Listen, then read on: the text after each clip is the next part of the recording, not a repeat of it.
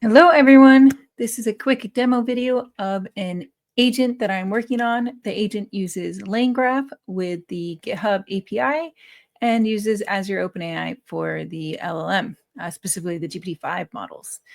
So the agent is in this repo, issue Triager agent, and I'll put that link in the description so you can check it out yourself.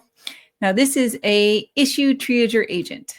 The reason for this is that I maintain this repo here, which has 546 issues, and many of them are stale and could be closed, but it takes some time to, kind of remember the state of an issue and reason about, whether it's good to close. So I built this issue triager agent that can go through, especially look at the stale issues, look through the docs, look through the code, look through pull requests, and make a decision like, hey, can we close this? And then send that decision to me, to my agent inbox, to make the decision. So let's go ahead and try this out. So I just started on my LangGraph graph here, and we can see the current node that we're in. We're in the research issue. So it already did select issues. So right now it found the most recent stale issue, and now it's researching. Now, researching can take a good amount of time, right? It's basically doing like deep research on the issue. So I'm going to go to trace, which is really, really cool. It uses Langsmith in order to show all the calls that are going out, especially all the tools that are happening, all the prompts.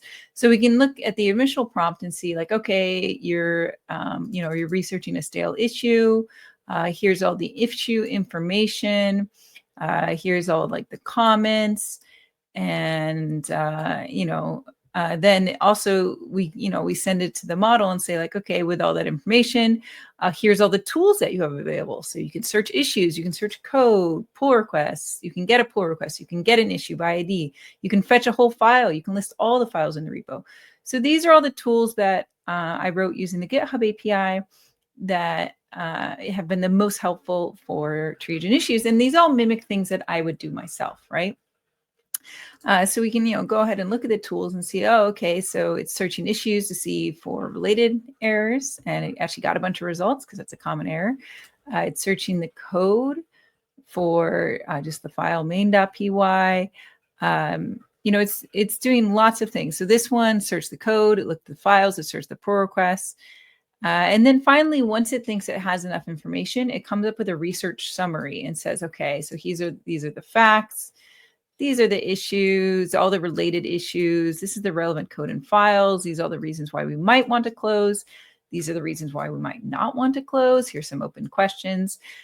And so then it sends all those to the next node, which is propose action. And propose action is it uses structured outputs with an LLM. It says, hey, here, LLM, here's all the information. Now you need to decide what we should do with this. So this LLM call will take all that research information that we just saw, and then it'll output a structured output, which is a proposal. And that proposal has things like, what comment should we post? Should we close the issue? Should we remove the stale label? Should we add some labels? Should we assign that issue to Copilot, right?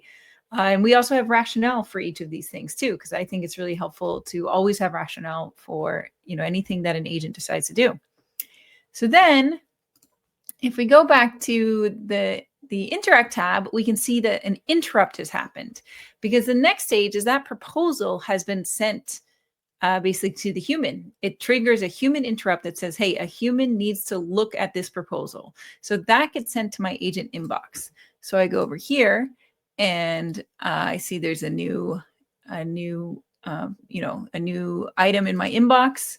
And I can look at here and see, okay, I'm reviewing this issue. I could click through and look at the whole issue myself.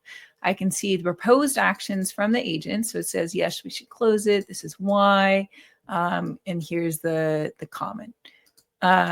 And then I can look through this comment and I can see if I agree with it. And the really cool thing is that I can edit this comment. I can edit any of these things. So I could decide actually, not to close it. I could decide to add a label. I could assign it to Copilot, right? I can change any of these things. And that's what I think is so powerful about the human interrupt with the agent inbox, is the ability to, get the help from the agent, but still have full control over the response, right? So let me see if I want to edit anything. Yeah, so I'm just going to reword this, which is now the default for reliability reasons. Okay, so then I'm going to press submit. And so then that is going to go back and it's going to resume the graph and apply the decision and finalize the graph. So then if we look over here, we can see that it is closed and that it posted the comment from, from the proposal. And of course, it includes my edits as well.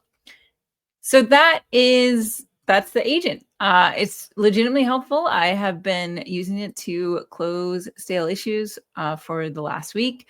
I really enjoy using the studio here in order to watch the traces and get insight into what would make the agent more powerful, like what additional tools it needs.